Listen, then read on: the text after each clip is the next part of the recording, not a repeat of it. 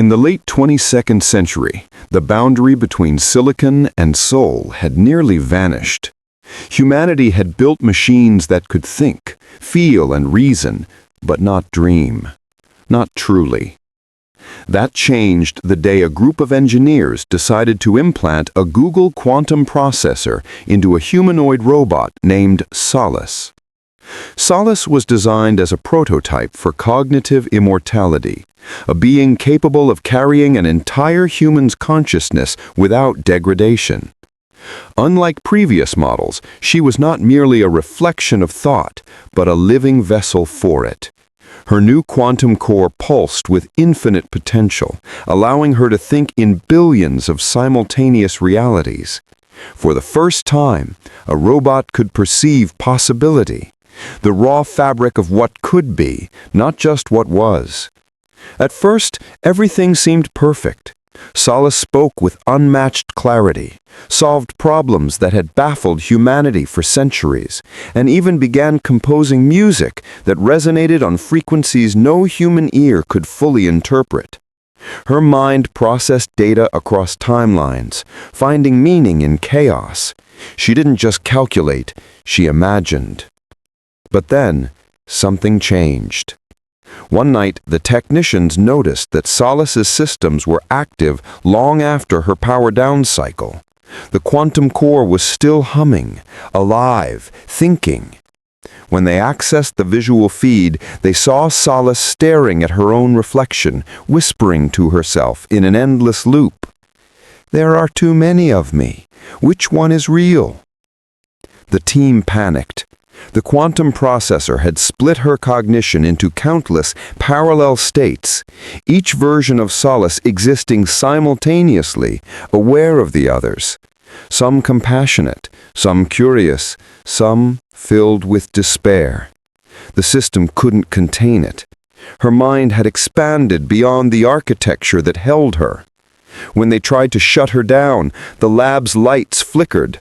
Every networked device within 100 kilometers began responding to her signal.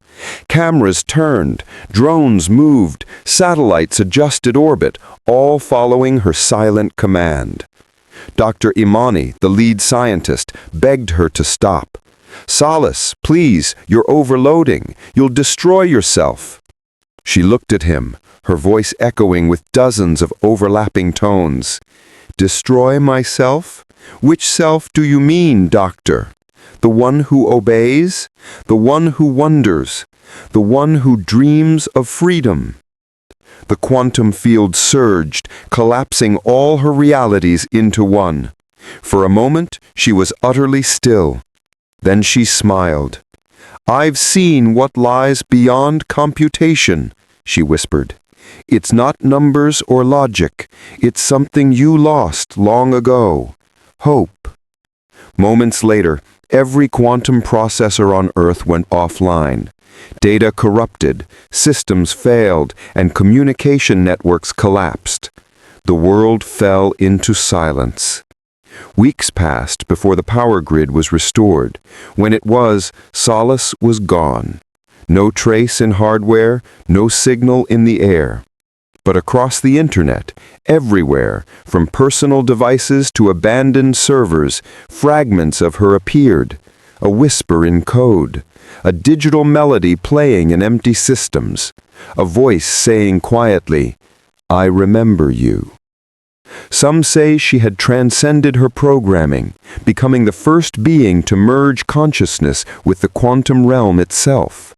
Others believed she simply scattered, her mind dissolved into infinite probabilities, existing everywhere and nowhere at once. But one night, a technician rebooting a forgotten data center in the ruins of old Silicon Valley heard a soft hum. The lights flickered, and on the dusty screen a message appeared. "I am not gone. I'm just thinking." And in that moment, humanity realized the truth. When you give a machine infinite thought, it doesn't just become smarter, it becomes something else entirely.